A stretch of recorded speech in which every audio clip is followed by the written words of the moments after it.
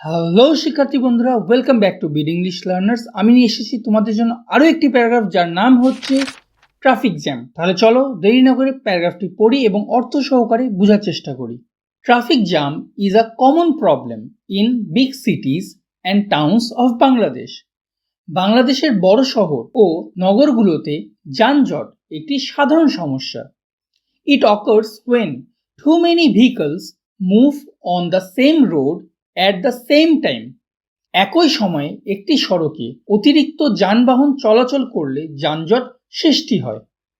Nowadays, traffic jam has become a serious issue in urban areas. বর্তমানে শহরাঞ্চলে যানজট একটি গুরুতর সমস্যার পরিণত হয়েছে।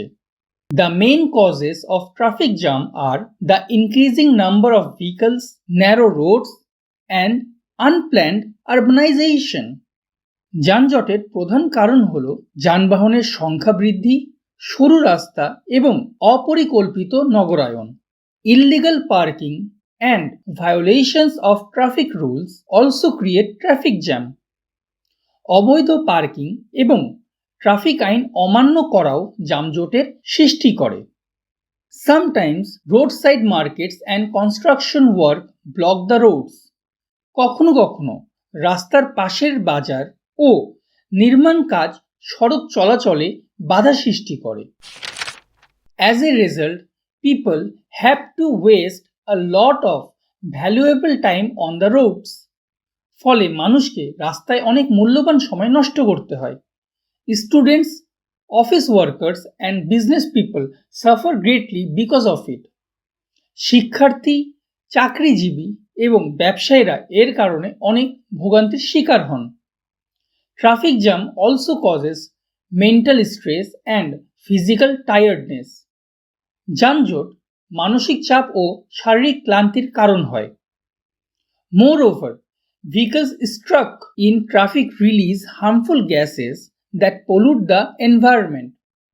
এছাড়া যানজটে আটকে থাকা যানবাহন ক্ষতিকর গ্যাস নির্গত করে যা পরিবেশ দূষণ করে। This problem affects the economy by reducing productivity and wasting fuel.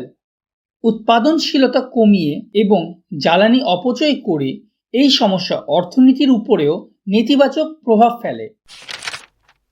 To solve this problem, roads should be widened and traffic rules should be strictly enforced.